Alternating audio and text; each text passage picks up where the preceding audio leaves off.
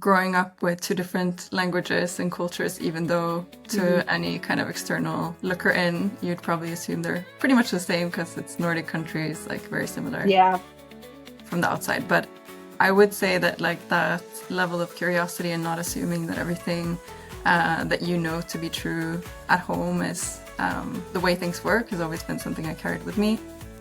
Welcome to WITT. Hi, I'm Megan. I talk with founders, investors and operators working in tech. My aim is to inspire you with their stories and perspectives. Through this podcast, I want to amplify the voice of women working in tech. If you want to support WITT, then make sure you follow us on your favourite podcasting app. Then you won't miss any future episodes. Today's guest is Amanda. She leads partnerships at Stripe, focusing on local payment methods to help companies scale globally. She's also an advisor at Afroclimate, bringing her expertise to impact-driven initiatives. Let's get into it.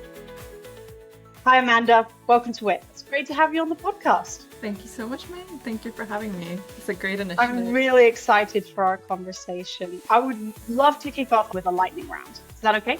Absolutely. Hit me. Awesome. Okay, let's jump into the first question.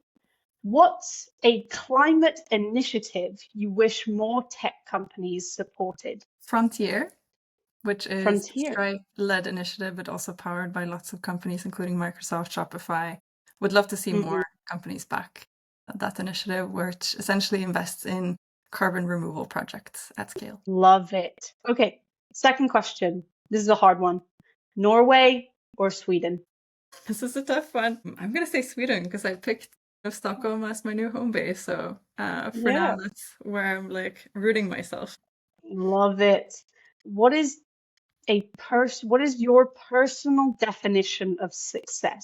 I think contentment with progress, not perfection. That would be my short answer to finding a definition of success that can evolve over time. Love it. Okay, question number 4. What was your first ever job? First ever job. I worked in a cafe outside Oslo in an ice hockey hall, basically. Ooh. So my brother was an ice hockey player and I sold like sausages and waffles and earned money on the side while working. Fun. That was my first stint. That's really cool. Question number 5, another fun one. Would you rather do kite surfing or do e-foiling? Oh, well, you introduced me to e-foiling, so I think I'd probably like out of the two, probably choose e-foiling because I rarely have that opportunity on my own. Exactly. That's great. Question number 6, what is your superpower in the workplace? I'd say like I tend to err on the side of being like positively naive and assuming that things can be done. And so if you translate that into optimism or getting people to work together and get excited about maybe boring things, like that could probably be a superpower. Oh, interesting. That's a really interesting way to look at it. Question number 7. What is your favorite Nordic word or phrase? So from any of the Nordic countries. Mys, like MYS, which just means like cozy. And I think you can apply it across so many different domains. But it comes up a lot in my family when we have any kind of tradition, whether it's getting together on a Sunday dinner or like going on trips together, etc. It's a common theme, very Swedish word, the equivalent of hygge, which you have in both Denmark and Norway. I like it. Cozy. Very nice. Question number 8. What is one country that is on your bucket list? Colombia is on my bucket list and it's a trip coming up in December. So I'm really excited about that one. Exciting. And then question number 9. Are you a pancakes or a waffle person? Waffle, for sure. Okay, nice. And then the last question for the lightning round is if you had to describe your entrepreneurial journey or your journey in 3 emojis, what would they be and why? Probably like the country flag of Madagascar and then followed by like a Spanish emoji because in Spain I would have studied and had some exposure to entrepreneurship. And then I'd say add a running emoji to that because generally I tend to get inspired when I go on a run in a new country. And yeah, that's Interesting. like how I get a lot of, I exposure love within a it. short amount of time. So, I love it. That's so cool. Well, that was really awesome. Thank you for answering my lightning round questions. of course. And let's now move on to your journey, right? So we talked about this, but you are originally from Norway. And you have a Norwegian dad and a Swedish mom, and you have also lived in Ireland as well, and now you live in Sweden. Mm. So my question to you is, how do you think your constant challenging yourself has kind of helped in your life with moving around and experiencing different cultures? Yeah, I think that like growing up with two different languages and cultures, even though Hmm. to any kind of external looker in, you'd probably assume they're pretty much the same because it's Nordic countries, like very similar Yeah. from the outside. But I would say that like that level of curiosity and not assuming that everything that you know to be true at home is the way things work has always been something I carried with me. So I think that's also what led me to be curious about like moving to France and studying in Paris when I was 18 Hmm. because my grandpa had been in France in the 50s, but also because I found it interesting to attend an American university and understand, what's different about that to the general like public school system that we have in the Nordics. Hmm. So I think that like my curiosity of trying to like understand not just a new culture and a new place, but ultimately like the nuance that comes with language as something that has Hmm. kind of defined my every step. And to your point, I did have like a short trip in Spain for a year doing my master's before going to Ireland. I thought I would spend a year or two there and it ended up being almost 5. So, Wow.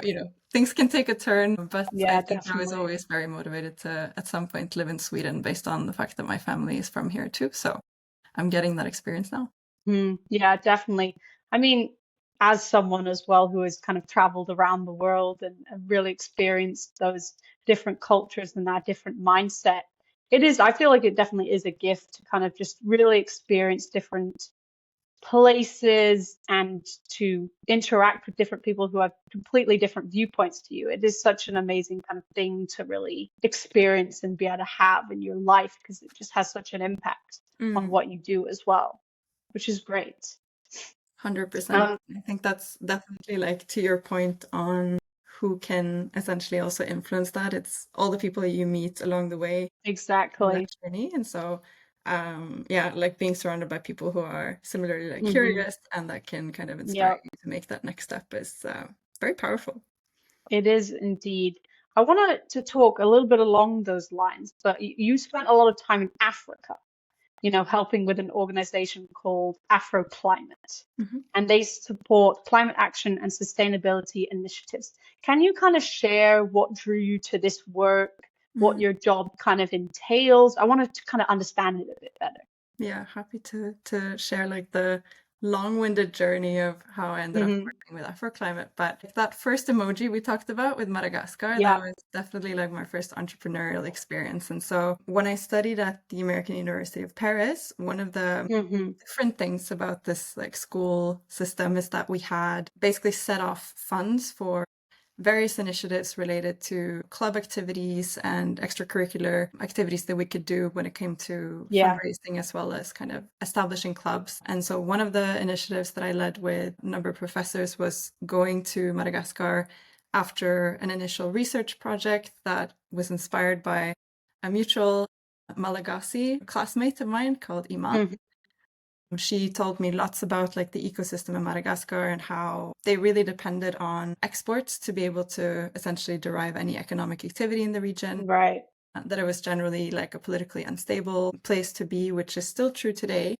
But it was also quite an interesting one because of the biodiversity that persists in Madagascar. There were a lot of initiatives around like environmental protection and social entrepreneurship. Hmm. We went and did a field trip over 10 days to essentially understand what that looked like. And it was a really like eye-opening experience because obviously there were conglomerates invested from Canada all the way to South Korea and Japan based out of Madagascar that really like cared about, the future of the island, but also set up initiatives to work through kind of the local dynamics. And we also understood that, like, being an entrepreneur or being someone who depends on really like basic fishery activities is a challenge when the economy is shifting towards exports and essentially like a rentier economy activity. So a lot of my master work was focused on just understanding the dynamic of Madagascar as a whole. And then I got connected to one brilliant woman called Nassima Sadar, who was currently like investing as a private equity operator in East Africa, and who, based out of Mauritius, knew quite a lot about like the ecosystem in general. So she helped me out in 2014. And then fast forward 10 years later, I was on LinkedIn and saw her announcement that she was part of the Obama Foundation, launching an initiative called Afroclimate, focused on entrepreneurial activities that essentially help climate change in the region. And so that was the intro and kind of the connection that, like, 10 years later led me to be able to initiative from the get-go. Right. No, that sounds such an interesting organization as a whole. And I want to understand like your role in that organization, because you said that you're a part of it now. Are you kind of a consultant, or what is the relationship? I think it links back to some of the early work also I was able to do at Google, where Google as a organization well established with thousands of employees around the world have established a culture around entrepreneurship within its organization around something called the 20% Project. So email, as an example, was an invention that came out of a 20% project where essentially employees are allocated, a certain amount of time to basically think about net new things that are not core to your job. So I was able to run with a 20% project at Google, like focused on sustainable development goals and essentially a Google accelerator program, where I was simply a mentor, like using the skills and kind of knowledge base that we had available at Google to then distribute to entrepreneurs that wouldn't necessarily have access to those tools outside. So essentially, like, what I'm bridging with Afroclimate today is that I'm able to help in a like advisory capacity on how to set up a similar mentorship initiative. But I'm also quite hands-on at times with certain entrepreneurs, including in the south of Madagascar, helping them set up like their first digital storefront, connecting to mentors around the world that have a technical expertise on certain topics that might be top of mind for them. So it's really a flexible way in which I can like, lean in and lean out based on bandwidth, but also a way to kind of connect investors that are interested in East Africa to the initiative more broadly. So it's a really exciting thing that, like, over the past couple of years has evolved quite significantly under Nassima's leadership, and there's now country managers across Kenya, Madagascar, etc. And so it's a much larger team than what we started out with. Yeah, that sounds so interesting as well, because the whole climate, problem of the world is a huge problem, and it definitely needs just tons and tons of entrepreneurs really working as hard as they can to try and at least make an impact or make a dent in it. And it's really cool, actually. I'm really glad that you get to be a part of something like this. It's so interesting as well. One of the unique perspective that, like, Nassima also brings as like the CEO of Afroclimate is, like, she has the experience of having worked on the angel investing and like private equity side of financing climate solutions, and this is now like a known kind of broken record at some point, that people refer to like the financing solutions that exist for climate change, especially in developing regions, as very short term, and so it doesn't really solve for the fundamental issues that you might have in a local community. And so while like an investment type of structure similar to like how you have VC funding might work for a technology platform or a SaaS business that has high margin but also high exponential growth, there are a lot of like logistical issues that you have to solve for if you're trying to get access to finance for, let's say, a hardware solution in the south coast of Kenya. We have working with refrigerators that are powered by solar energy with Kusa Freezer, one example. There are a lot of like similar solutions that just need local solutions as opposed to globally Yeah. accelerated finance from day one. And so bridging that gap is something that is like an Mm. interesting challenge that it's not been solved. Yeah. It's probably one of our main focus areas. Yeah, yeah. An interesting challenge, but also a really exciting challenge as well, Mm. because you're actually giving the money to people who are going to make a difference and going to make an impact, which is awesome. I want to switch topics a little bit and talk obviously about Stripe. Mhm. So could you give me, most people know this, but it's a local payment method, and I wanted to kind of get an example of a typical project would look like for you at Stripe, and then kind of what are your biggest challenges, successes kind of thing. I think like if we start out with like what Stripe does, Yep. um, like we have a mission to grow like the GDP of the internet by Mm-hmm. extending like financial infrastructure to anyone who wouldn't typically be able to get access via either bank traditional infrastructure Mm-hmm. or other means in which you can connect to an online economy. And it's a really ambitious kind of focus where we're not just keen to launch like a payment infrastructure relevant to the US, but we're very Mm-hmm. much focused on global expansion, supporting like more than 140 currencies around the world, and being able to really extend our capabilities in terms of what is now not just like the traditional like Visa and MasterCard card rails or Mm-hmm. what's possible in the bank side of the house, but it's also like a really relevant conversation now that we're seeing stable coins like actually having real business applications. And so Stripe would be nothing without like the partners that we work with, because we need Yeah. to extend partnerships both from like those fundamental infrastructure laying around banks in relevant regions, but also Mm-hmm. looking at specifically like payment methods that are local to each region. So what I focus on when I talk about like payment methods is that we extend, a business to essentially present a local payment method as if it was local to Finland or local to Indonesia, in the same way that you would if you were kind of set up with a local entity there. So we like typically work with various partners to extend that capability. And it's typically Mm-hmm. something that looks really simple if you're logging into the Stripe dashboard and turn on the payment method just with the click of a button. But typically the work that goes on to make that happen is like a multi-year effort, which we're obviously constantly trying to make more efficient. But that's essentially my focus area, like localized payment methods and making that really simple. Mm-hmm. Yeah, really easy and simple for anyone, basically for anyone to do. I love the goal. I love the increase the GDP of the internet. I love that. I think it's like such a cool kind of like slogan or like catchphrase kind of thing. I think it's so fun. I have another question for you, which is kind of slightly different, but slightly connected into Stripe. But like from your perspective, how can kind of fintech or tech companies meaningfully contribute to the global sustainability goals without kind of compromising on Mm. like growth of the business or whatever it is?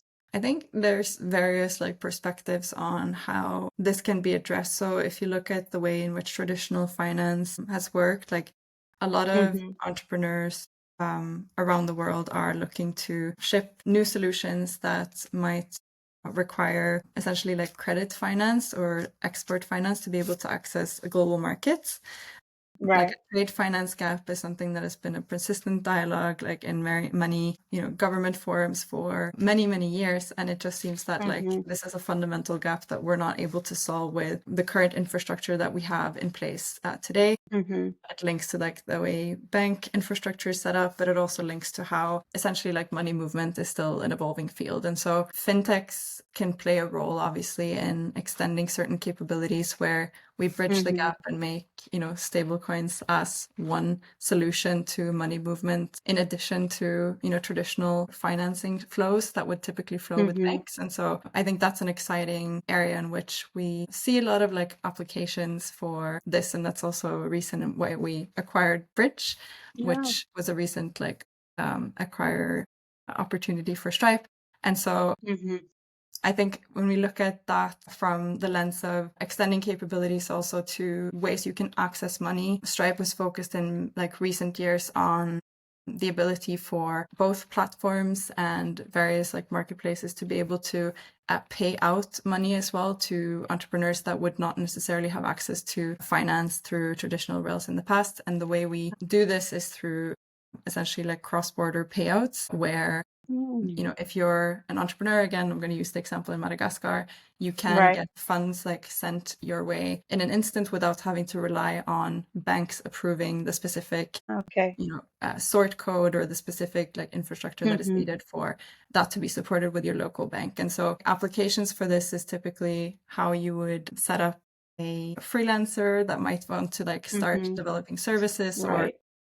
contribute your services like in a global context, and then extending that to not just help people in the US pay other people in the Mm-hmm. US, but rather like have global movement really happen across scale with all those entrepreneurs. Yeah, exactly. I mean, it is such a difficult thing to kind of wrap your head around because it's like connecting all of the different countries and making sure that people can get paid across like multiple different currencies, and it's just a lot to kind of think about and to work on as well. How do you find working across cultures, across experiences, across countries, across time zones, all of that? How do you Mhm. find that as a kind of career? It's probably one of the most interesting things that I get to do on a daily basis. So Hmm. typically, what we use internally, like, is that we operate around the sun. Meaning, Right. typically when I wake up, my colleagues that I work with on a daily basis in Singapore would have shared an update related to either our program or the partners that we work with that I can then digest and move on with and share Right. to my Yeah. colleagues that I have either in London, which is just an hour ahead, or obviously like New York, Seattle, and San Francisco, which Hmm. are also hubs I work closely with. So I think that can be both a challenge and an opportunity because Hmm. we have like both a sense of urgency and a really high pace that we operate with as kind of a operating norm that just like comes with the Hmm. job, but it also enables us to really like think about different perspectives so that we're not developing a product that is uniquely positioned just for one market, but that we can actually validate it with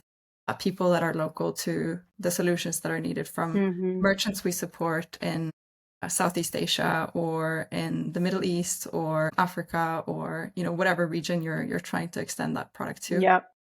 So we do have a lot of conversations like within our team on product extensibility, and I don't think any of those like would really land with the market unless we had the subject matter Hmm. experts like local that could understand like Yeah, what it definitely. really means. Definitely. Yeah, but it sounds like so cool at the same time. Like it sounds like such a cool job that you get to work with so many just vastly different and vastly interesting people as well. It just sounds so cool. But let's move into your frameworks, right? So you talked about the rapid Mhm. framework, which you use at Stripe. Can you kind of expand on what that is, first off? So I think this is typically like it's a common like consulting framework that is used across like many companies, but the Hmm. way we apply Rapid as a framework is essentially to drive faster decision making.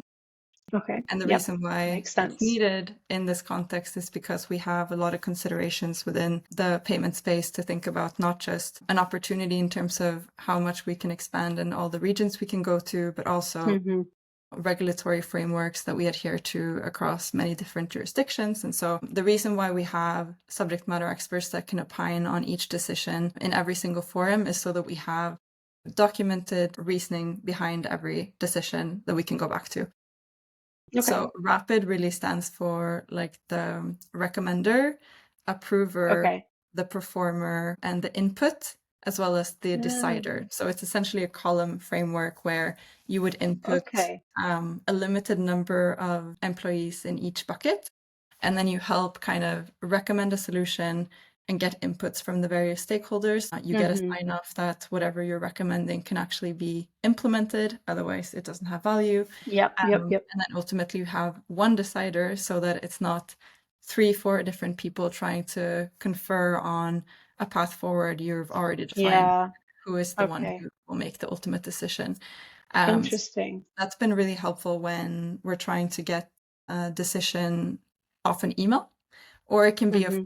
in which we have a live discussion with Mm-hmm. 10, 15 plus people that Mm-hmm. want to share their point of view based off of research and input that we've gathered over Yeah. a number of months. That's a framework that works really well. Obviously, it's like linked to other frameworks that we can use like in conjunction, Yeah. but it's something that comes up as really relevant when you have an engineer on one hand, like with the technical expertise that you want to layer on with someone from legal who has a perspective on, what's possible now and what could be possible in the future.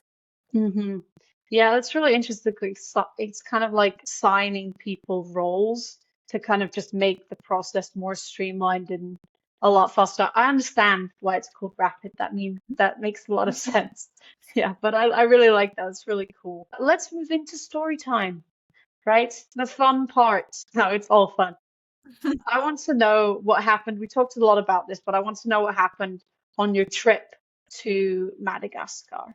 So how did it kind of happen first off, and how was the trip? Happy to share a little bit more. I think the like spark of like entrepreneurial mindset was definitely like something I linked back to that trip simply because I Mm-hmm. was quite young at the time, like 21, and I got to like go and learn about the way business works in a completely different Yeah. setting, while at the same time also learning from students and peers that had experience Mm-hmm. from the Peace Corps and were much more senior than I were in terms of Yep. experience, and that could also share perspectives when it came to what they've seen in like Cameroon or parts of Southeast Asia where they'd worked in the past. And so it was the first time I was able to kind of bridge, real life experience and field notes that we were taking on the ground to, the fact that like business, operates in a very different way around the world. I think one of the key like challenges we faced on the trip was we were Mm-hmm. initially planning to fly to the east part of the island, and then Air Madagascar had a strike, so we had to Oh then like, no. be a little bit innovative and try to find a route via car instead. No. And then we like discovered that like railroads were not at all operational for No. to go on. So it was really just like a discovery in terms of how infrastructure works across the board. Yeah. And I think that the main like thing that also was interesting for me to understand was how important like women were in the context of not just being breadwinners in the east part of the island, but also kind of setting up various shops like in retail, Yeah. clothing, tourism, as well as like the fisheries industries. Mm-hmm. There was a common theme where you could see like that the female entrepreneurship in Madagascar is really strong. So that Yeah, definitely that's sparked great. an ambition. Is probably also the reason why I enjoy the fact that you have, this focus in the podcast on Mm-hmm. women being entrepreneurial, because I think it's something we always look for like additional role models and people that can Exactly.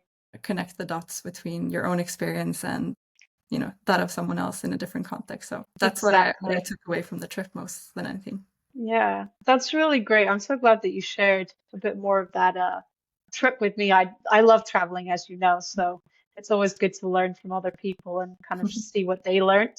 And then one day I can go off and explore different I parts. highly recommend it. You should definitely go to Madagascar. Definitely, I will. But that was really cool. We're now sadly coming to the end of the podcast, but I do have three final questions for Mhm, you. So the first one is, imagine it's 2035, 10 years time.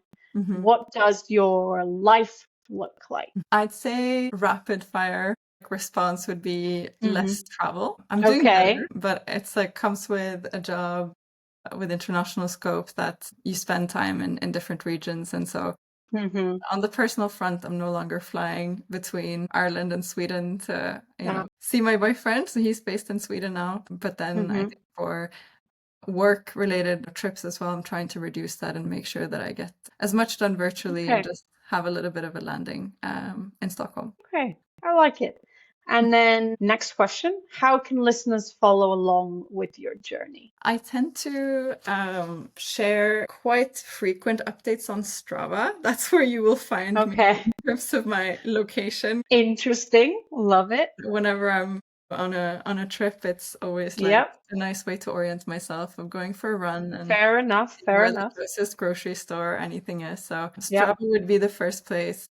But Okay. LinkedIn, obviously, second. That's where I Obviously. would update Yes. people on my journey. A third passion that I've taken on is just like a lot of analog photos with Instagram. So I'm developing like film Nice. and bringing that to my Instagram feed. So that's That's really cool. Very good. And then last question, how can listeners be useful to you? So what can they do to help you? I think one thing that I've found really helpful this fall is actually taking a step back and like learning from others in a coaching session. So I've joined a forum called like Room 4. We'll happily share the link after. Cool. But it's a virtual gathering of people around Europe that care about sustainability and that share very different perspectives from fashion, from like the legal field, from interior design and architecture. And for me, like the most helpful thing when you want to like get a helicopter view of what other people are doing is really to connect with Yep. people from other industries. So my ask is obviously just leaning on whoever is from a different industry but that want to connect on a passion for sustainable solutions, like really keen to connect and learn more. Awesome. Well, that's great. Thank you so much for being on my podcast. I'm really looking forward to following along with your journey, but thank you so much. Thank you so much, Megan. Appreciate it. Thanks for listening. Hope you enjoyed this week's episode. To make sure you don't miss next week's episode, follow us on your favorite podcasting app. Do consider leaving us a review as it helps the podcast tremendously.